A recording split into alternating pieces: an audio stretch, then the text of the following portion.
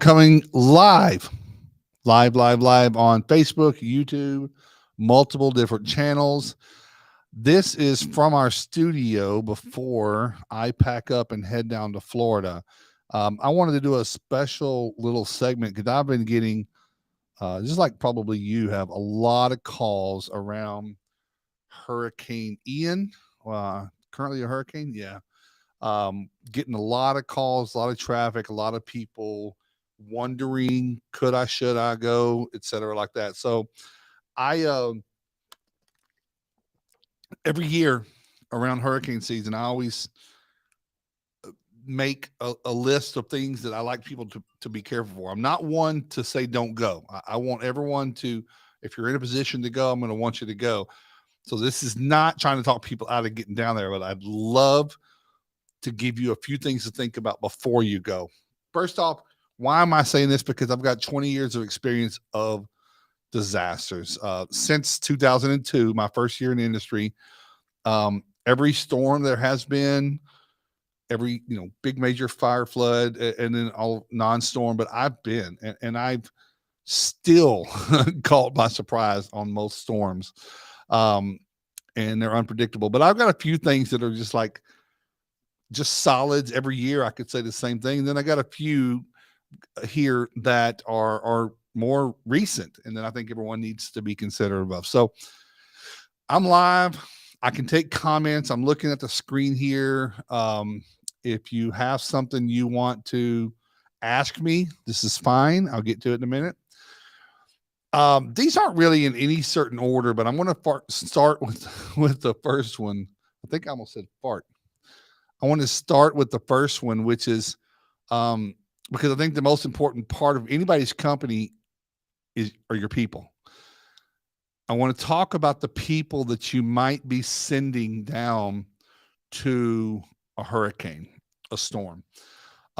First off, I wouldn't probably send brand new people that are just getting started. These storms can get rough, and I'm not talking about the physical harm of the storm itself. Long after it's cleared, the conditions that are going to be present, no power, no cell phone. Clearly, in some parts of Florida, it might still be very, very hot, long days. Conditions is just, in just a place you're not used to. Things are moving fast. They're changing really fast. If you have a team that's been before, not a problem. But just again, I want to give you some tips. Now, I am streaming this, and this will eventually get to a few different sectors of our industry. So you've got your water mitigation emergency services guys, okay? The ones that go in the beginning. I also know a lot of people in the roofing and the general contracting. So you might be sending down canvassers or door knockers or salespeople to just scout.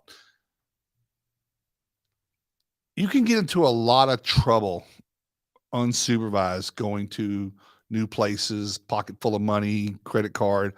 I know I've been burned in my company and the companies I worked with, people just doing some crazy stuff while they're away. I have a kind of developed a personal threshold of when I manage teams going down there. I tell everybody 12 days. 12 days is when your average or less, average, good, strong, mentally tough, woman or man get really, really burn out. Day 12. There's some people day 8 and some at day 14. But around 12 is when we start seeing people glaze over, and start making mistakes. I already mentioned the hardships, water, power, conditions. They've got a spouse, girlfriend, family issues still going on back at home, maybe friends, who knows what. Maybe they got car troubles back home. That stuff follows them where they are, and it starts to wear on them. And I've seen it all. I've seen spouses drive halfway across the country to come help their loved ones because your staff might not tell you they're burnt out because they are afraid to get sent home and not, you're probably making good money. You're probably paying very well. So just be real responsible with your team, who's going down there. Make sure they're the right people. Make sure you can trust them, whether or not they're going to have supervision or not. I just see a lot of people getting in the way of that, or in trouble in that area. The second one's a really big one. I do have a comment. I see you there, Marshall. I'm going to get to your comment in just a second. The second one, before I enter Marshall, is don't leave your backyard exposed. This is a huge one that many people do not fully consider because they take off to chase the big shiny object. Whether you're a water mitigation company, which we all know how hard it is to get leads, to build relationships, to get that first notice of loss, whether that's through your plumbers, agents, property managers, whoever, you've been building up a business at home. Gary, Indiana, Charlotte, North Carolina, San Pedro, California.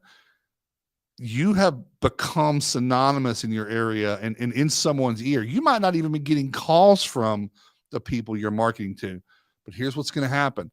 When a storm occurs, and this could be you may have a roofing company and you market locally, regionally. When a storm occurs, then a lot of people in that region deplete their bench. They empty their company and send them after what they think is good, fast, quick bucks. Those that stay behind, and I've got a few groups that I manage that we were talking about last night. Some people will say the best time I have is when everybody else goes to the storm and I stay behind and get all the work. So your ABC company and the company you usually will call back home, and you are over capacity. I'm talking about you're not storm related at home. You sent most of your team down there, and what you've got left is maybe even not your A team, maybe your B team, because you sent the A team to the storm. Well, people are calling, there's fewer options. They call a few. They're going to call someone that's been marketing to them for months, and that may be you. And now, wow, their service is great. They do a whole lot better. I've just seen a lot of people really, really, really optimize that in their backyard. If you can balance doing both, cover home, cover the road, great. 2022 is when you're watching this video on YouTube or Facebook. Finding enough staff has become a really, really, really big issue.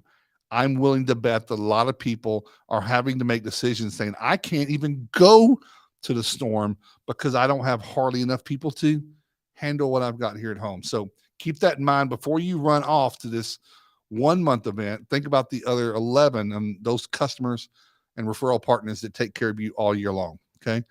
I'm going to take care of this question right quick from Marshall Schmitz. Thank you, Marshall. How would you target dry insurance stabilization pre-demolition and then a structural dry out post-demolition, and how to make it? How would you justify it to the insurance company? Okay. How would you target drying and stabilization? So, Marshall, my answer might be a little different than some people's. I think that we have to separate what we do from the insurance.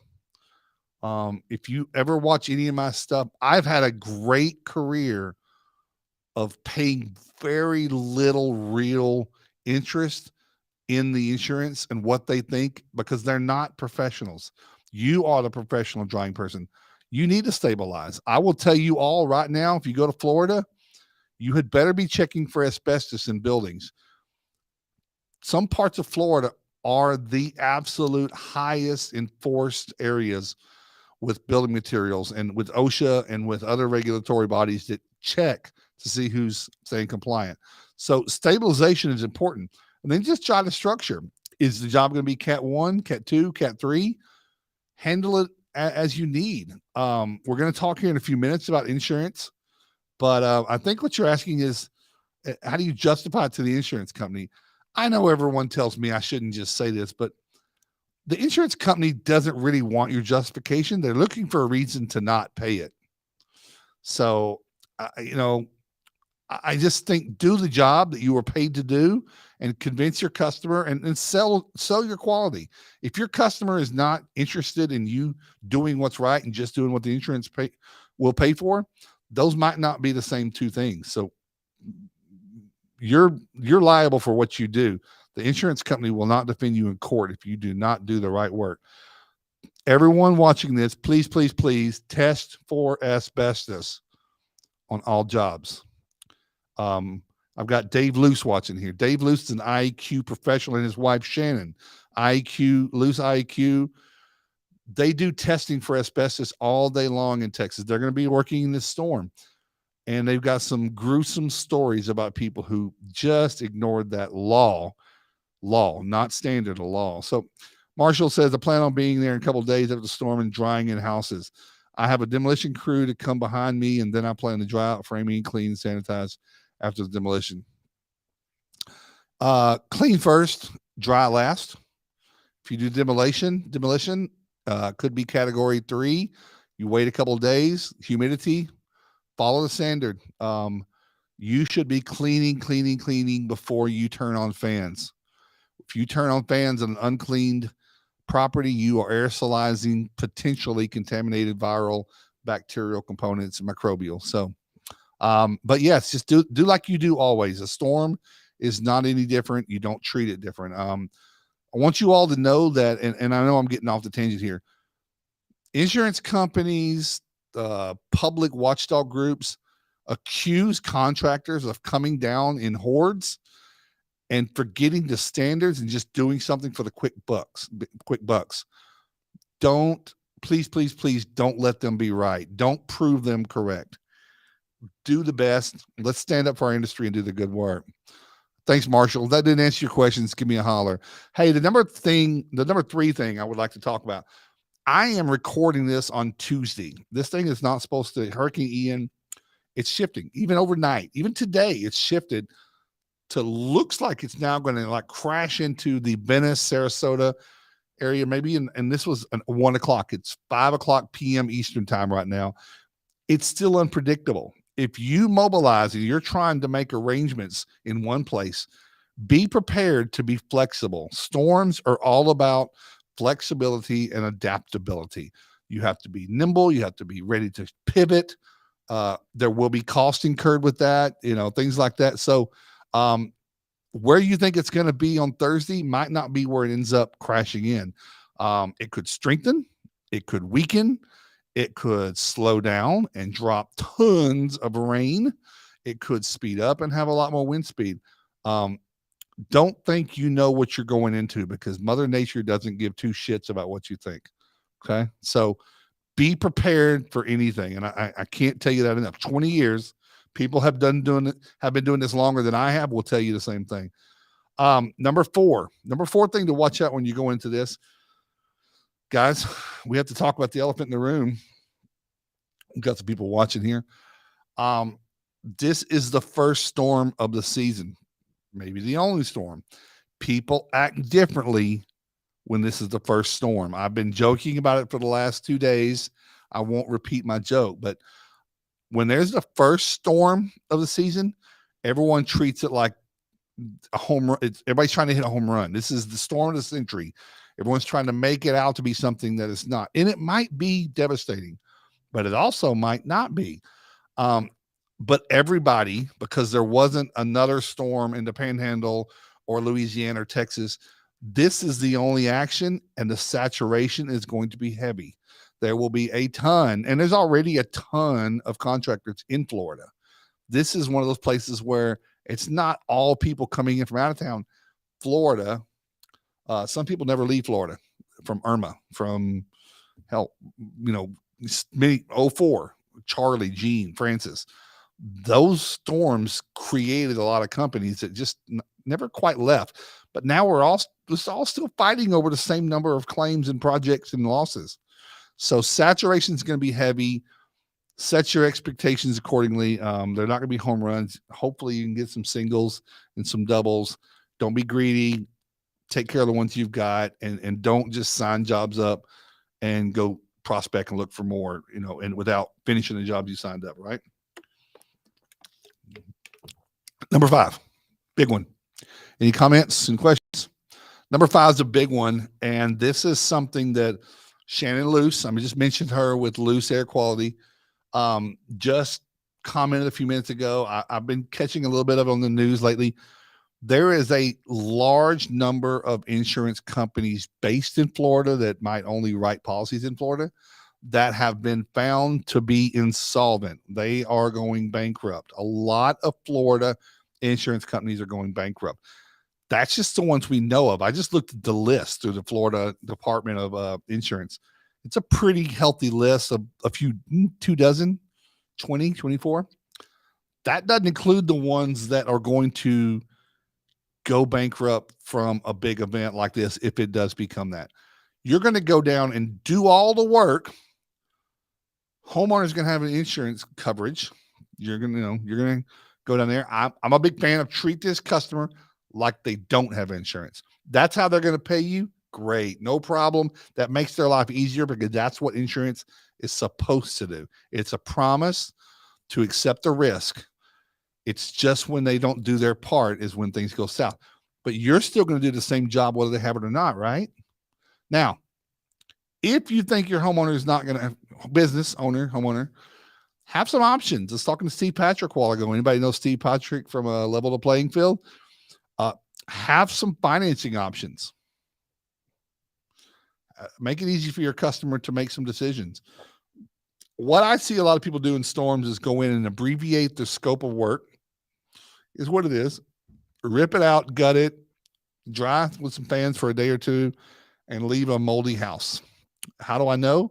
Because a lot of companies spend the next year and a half, 2 years going back down there, drying out mold houses from improper drying, from people abbreviating the scope of work and trying. Customer says they got 2,000. You say, this is what I'll do for 2,000 and that's it. How are you really helping anybody? I get it. You can't do a $8,000 job and the customer only has 2,000. Walk away. Somebody else can come along, but have some options and give them some financing. I don't know, but doing a job only a quarter of the way and causing mold, you're actually hurting the customer, you're hurting our industry, and you're hurting everything. You're making everything worse. So do the right job no matter what, or walk away. Okay. Insolvent insurance. So be aware of that. I know people that are going down there and considering people cash pay. If you go down there and put a couple $100,000 in and do some work and those insurance go belly up, you're going to be left holding the bag. Stomach that before you go. You might not just come across people that just have USAA. So that's that topic. If anybody wants to ask me a question about it, go ahead. Number 6, insurance scrutiny. In the past couple of years, the number of staff adjusters has shrunk. There are a lot of independent adjusters and third-party administrators and building consultants for the insurance carrier have grown in popularity and number and in technical way. Your jobs are going to be looked at even more crucially. Why? Because they're trying to cut bills and look for overspending or what they consider to be overspending or overcharging or whatever. They're going to stall. The more people they have picking up files, saying, oh, they're going to use the excuse, we have too many files and not enough people. It's going to take us 2 months to get through all this stuff. Guess what? You are now financing the insurance company so they can use their money to invest it on the open market and make returns.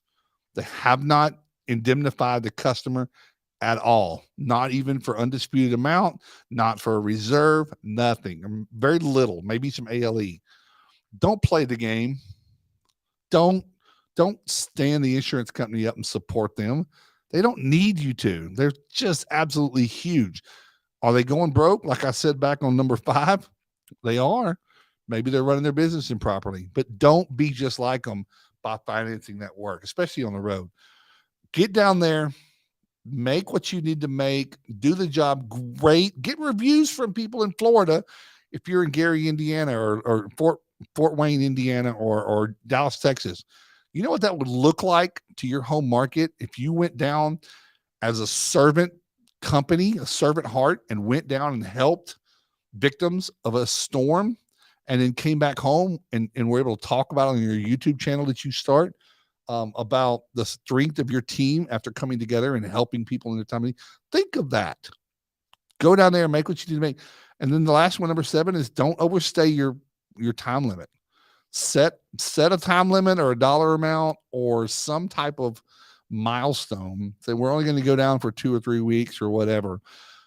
We'll tell you from years and years of doing this, the longer you stay, the more the late arrivers start showing up, and they have nothing to lose.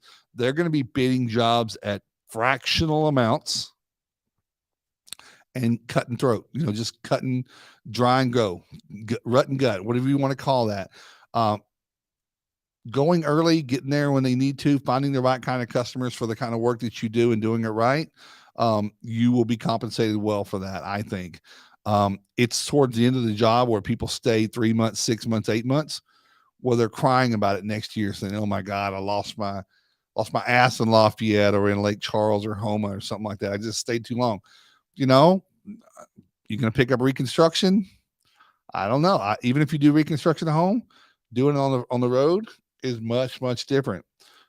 Considering all the other things, leaving your crew there too long, unpredictability, saturation, insurance insolvency, all those reasons are get down there, have a goal, nail it, do good work, help your team, help your company, your profit margin, help some people, get reviews, and get your ass back home and get back to your back market where you may have left it open for a little bit too long.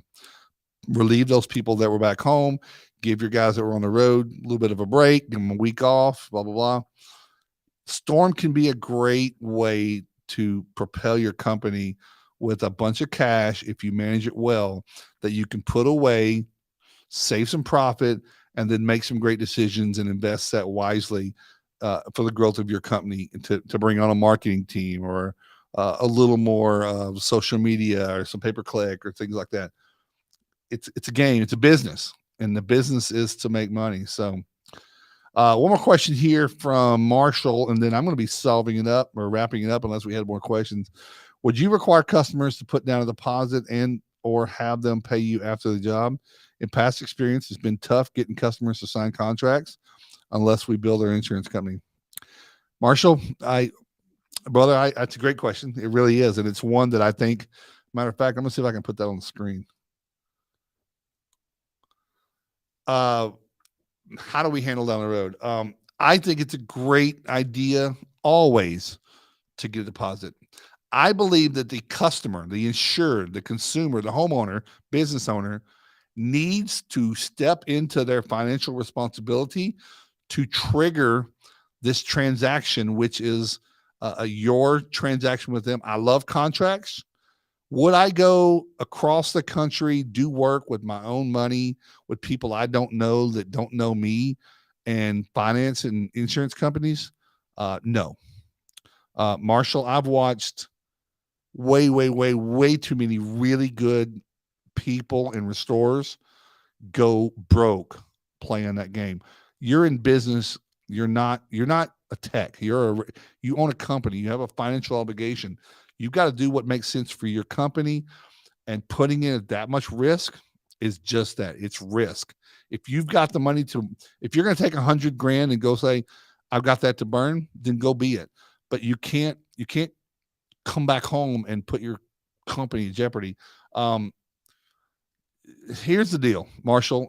Again, I told you, thank you for the question. I really do mean it. Check out my YouTube channel, check out my podcast. You're going to find out about me. I'm that guy that tells you don't build the insurance company. Why? Because you don't have a contract with the insurance company.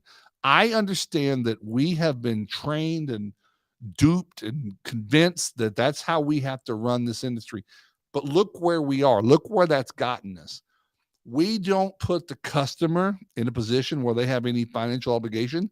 So therefore, they're not fighting to get themselves paid. It's us against their insurance company. By the way, you start stepping into some very scary areas of UPPA, unlawful practice of public adjusting. You put yourself in a position to start negotiating this claim with the carrier, and that is a bad, bad thing.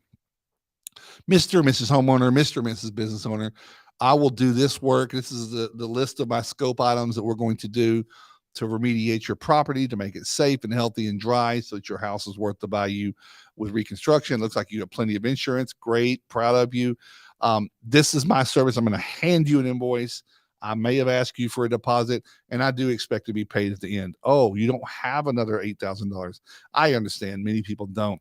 I will extend 14 days of interest-free credit, and we'll come by and pick up that check. I'll probably still be here in Florida wrapping up some other things, but we're not going to string this out. Why? The insurance company is sitting on a mountain of money. Millions, hundreds of millions in some cases, billions maybe. They're sitting on money. They just don't want to use it to pay that claim. We are eagerly just waiting and say, oh, we'll wait. But then we start crying about it. Marshall, don't bill the insurance company. They don't work with you. There's no contract between you and them. No judge would support you. If you went to court trying to sue someone, your customer would say, oh, well, I don't have a contract with Marshall. I didn't promise to pay anything. He said he would take care of it with my insurance company. That's between them. It's not a position I want to be in, Marshall. And that's not how you grow a big, healthy, profitable company that you can live an incredible life. And that's all I care about. Check me out, Google me. You'll see that's what I stand for. I want to help this whole industry change their mindset.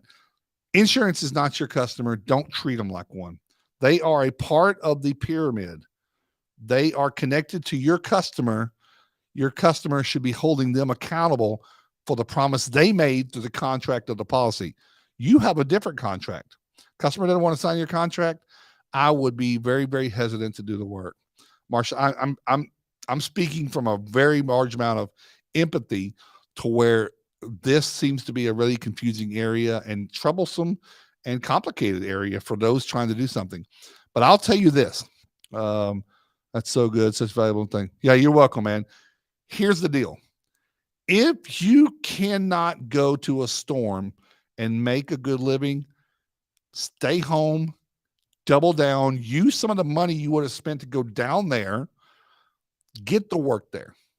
You want to know how to get the work? Contact us at restorationadvisors.com. Talk to one of us, one of my coaches. We help companies build companies.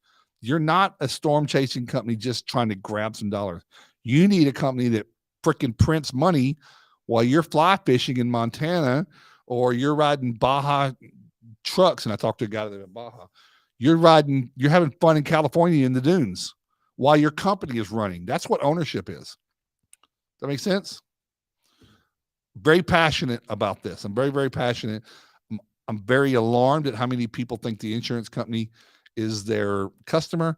And I'm also appalled at when I watch and listen and talk to insurance companies laugh at the contractors who treat them like their customer. They do. They literally say, we can wait as long as we want to pay because the customer is not holding them accountable. They're not pressing them. The customer hasn't incurred a debt, which is part of the chain of events that have to happen with that. An insurance policy a lot of times is incurment. Customer has to incur a debt. That's either paying your invoice in full or signing a contract for a promissory number. But if a customer doesn't want to do that, find those that do. If you can't find any to do, go to the beach, get a tan, go back home. That's all you went for. These are not guaranteed money cows. Some people will tell you, oh, I make a killing going there. I would definitely invite them to come on my podcast, come on this live with me. I would like people to tell me how they make a ton of money going to a storm without getting paid by the client. It's very likely that it's possible. I just don't know. I'm also more of a commercial guy. Guys, get on some of these commercial jobs. Now, lots of big companies already have those pre-sold. I get that. That's what I did. But just be careful. I'm tired of watching people who invest so much of their time and money into learning to be a qualified specialist at what we do, which does take a special amount of skill, empathy, a real convex of a lot of things. just to go and swing for the fences and risk a lot or all and come back and be back at ground zero. Meanwhile, your competitors that stayed home have it figured out and they're making all the money. Run a business, not a storm chasing company. But listen, someone is probably going to chime in and say, don't listen to Clark. I do extremely well doing that. I would tell you, have them reach out to you and teach you. Maybe go work with them down there. Follow them into the storm and see. Anybody want to see something funny? Who's that? Shane O'Dazier is calling. I'll call you back, country. I call him Country Star. Anyway, I think that's it. I got to call Shane back. 30 minutes, live video. Hope there was some good information there. We had a couple people watching. It'll stay in the group for a long period of time. I'm actually going to turn this into a YouTube video and put it in our library. Go to our YouTube channel, Restoration Advisors, on YouTube. Check out all of our different pages. Everyone be careful. I'm leaving Thursday going down there. I've already got clients that are prepared to sign up a lot of work, and I'll be providing a ton of support. I should have taken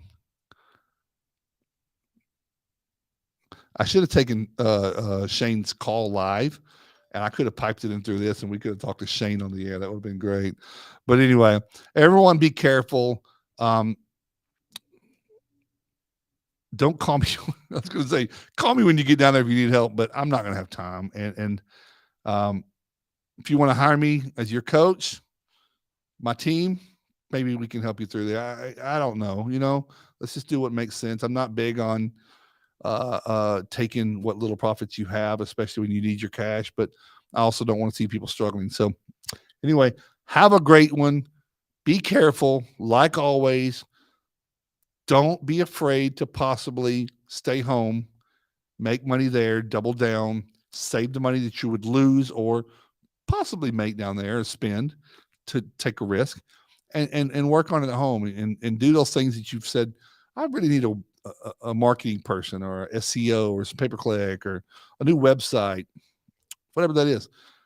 Make a company that's going to pay you all year round and not just that little window. Okay. Thanks, everyone. If you have any more comments, just keep dropping them in there. We'll get alerted on the Facebook and the YouTube and reply as needed. Take care.